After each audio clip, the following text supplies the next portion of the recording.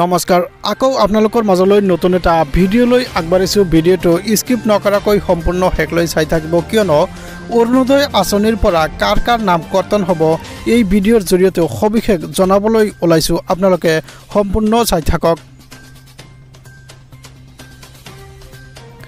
হয় আপোনালোকে ঠিকই শুনি আছে অৰুণোদয় আঁচনিক লৈ ৰাজ্য চৰকাৰৰ এক বৃহৎ সিদ্ধান্ত ইফালে একাংশ লোকে বঞ্চিত হ'ব পাৰে অৰুণোদয় আঁচনিৰ পৰা হয় অৰুণোদয় আঁচনিৰ পৰা কিন্তু বহু লোক বঞ্চিত হোৱাৰ সম্ভাৱনা আছে ঘৰত চাকৰি হোৱা গাড়ী লোৱা লোকে বঞ্চিত হ'ব এই অৰুণোদয় আঁচনিৰ সুবিধাৰ পৰা ইফালে প্ৰতিটো সমষ্টিতে বৃদ্ধি হ'ব 10,000কৈ নতুনকৈ হিতাধিকাৰী হয় 10,000কৈ নতুনকৈ হিতাধিকাৰী প্ৰতিটো সমষ্টিতে লাভ কৰিব 12,60,000 নতুন হিতাধিকাৰীয়ে অন্তৰ্ভুক্ত হ'ব অৰুণোদয় আঁচনিত 15 ছেপ্টেম্বৰৰ পৰা আৰম্ভ হ'ব অৰুণোদয় 3.0 প্ৰক্ৰিয়া হয় আপোনালোকে চাই আছে এক ডাঙৰ খবৰ অৰুণোদয় 2.0 হিতাধিকাৰীয়ে নতুনকৈ কৰিব লাগিব ইয়াৰ বাবে আবেদন হয় আপোনালোকে ঠিকই শুনি আছে 2025 চনৰ 1 ফেব্ৰুৱাৰীৰ পৰা নতুন হিতাধিকাৰীয়ে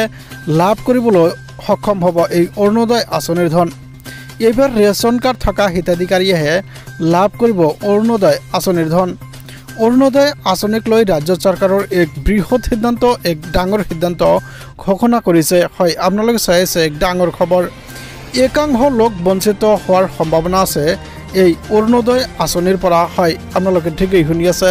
আপোনাৰ ঘৰত যদি চাকৰি হৈছে তেনেহলে এই সুবিধাৰ পৰা বঞ্চিত হ'ব আপোনাৰ ঘৰত যদি চাৰিচকীয়া বাহন আছে তেনেহলেও কিন্তু এই সুবিধাৰ পৰা বঞ্চিত হ'ব ইফালে প্ৰতিটো সমষ্টিতে বৃদ্ধি হ'ব নতুনকৈ 10,000কৈ হিতাধিকাৰী হয় এক ডাঙৰ খবৰ 12,60,000 লোকে নতুনকৈ এই অৰুণোদয় আঁচনিৰ অন্তৰ্ভুক্ত হ'ব আমাৰ লগত হিমন্ত বিশ্ব শৰ্মাৰ মন্তব্য আছে আপোনালোকক শুনাবলৈ চেষ্টা কৰিম 27 লাখ ব্যক্তিয়ে অৰুণোদয় আঁচনিৰ সুবিধা লাভ কৰি আহিছে এতিয়া আমি প্ৰতি সমষ্টিতে আৰু 10,000কৈ অৰুণোদয় আঁচনি আমি হিতাধিকাৰী দিব খুজিছোঁ কি ধৰণে আমি লোকসভা নিৰ্বাচনত আপোনালোকে জানে যে আমি সমীক্ষা পত্ৰ বিতৰণ কৰিছিলোঁ সমীক্ষা পত্ৰবিলাক উভতি আহিলে তাতে আমি দেখা পালোঁ যে 10-12 লাখ মানুহৰ হাতত অৰুণোদয় নাই সেইকাৰণে আমি অৰুণোদয় আঁচনিখনত নতুনকৈ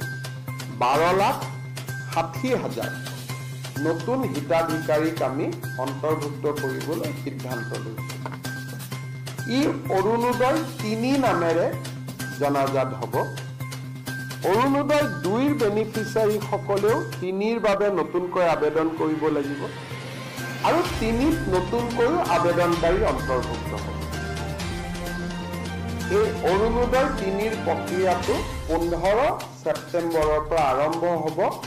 আৰু আমি 1 ফেব্ৰুৱাৰীত নতুন হিতাধিকাৰীসকলক আমি অৰুণোদয় আঁচনি দিয়া আৰম্ভ কৰিম তেতিয়ালৈকে পুৰণা অৰুণোদয় হিতাধিকাৰীসকলে নিৰন্তৰভাৱে অৰুণোদয় পাই কিন্তু যেতিয়া 1 ফেব্ৰুৱাৰীত আমি নতুন অৰুণোদয় দিব যাম পুৰণা বেনিফিচিয়াৰী 2-এজন হয়তো তেওঁলোকৰ কোনোবাৰ ঘৰত চাকৰি পালে কোনোবাৰ ঘৰত গাড়ী কিনিলে বিভিন্ন কাৰণত তেওঁলোকে নাপাব কিন্তু এইবাৰ অৰুণোদয় এটা আমাৰ কণ্ডিশ্যন হ'ল যে ৰেচন কাৰ্ড থকা মানুহে অৰুণোদয় ৰেচন কাৰ্ড নাথাকিলে অৰুণোদয় নাপায়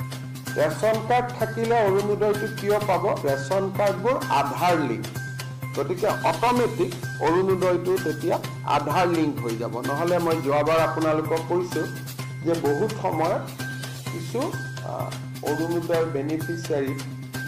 কিছুমান মানুহৰ নাম সোমাইছে যাক বিচাৰি পাব দিগদাৰী হয় পিছত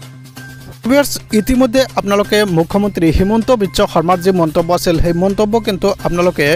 শুনিবলৈ পালে কি ক'লে আপোনালোকক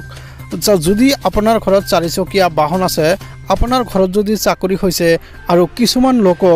কিছুমান লোকৰ নাম সোমাইছে সেই লোকক বিচাৰি পোৱা নাযায় সেই লোকৰ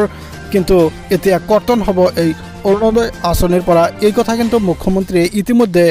জানিবলৈ দিছে আপোনালোকে কিন্তু মুখ্যমন্ত্ৰীৰ মন্তব্য শুনিবলৈ পালে তবিয়াৰ্ছ প্ৰতিটো সমষ্টিতে কিন্তু 10,000কৈ লোকক নতুনকৈ অৰুণোদয় আঁচনিৰ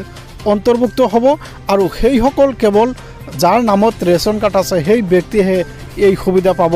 যাৰ ৰেচন কাৰ্ড নাই সেই ব্যক্তিয়ে কিন্তু এই সুবিধাৰ পৰা বঞ্চিত হ'ব তো ভিউয়াৰ্স মুখ্যমন্ত্ৰীৰ ভাষ্য কিন্তু আপোনালোকে স্পষ্টকৈ শুনিবলৈ পালে তো ভিউয়াৰ্স এই বিষয়টো আপোনালোকে গুৰুত্ব সহকাৰে লওক যিসকলৰ নামত ৰেচন কাৰ্ড আছে যাৰ ৰেচন কাৰ্ড আছে সেই ব্যক্তিয়েহে কিন্তু এই অৰুণোদয় আঁচনি 3.0 সুবিধা পাব আৰু যাৰ ঘৰত 4চকীয়া বাহন আছে সেই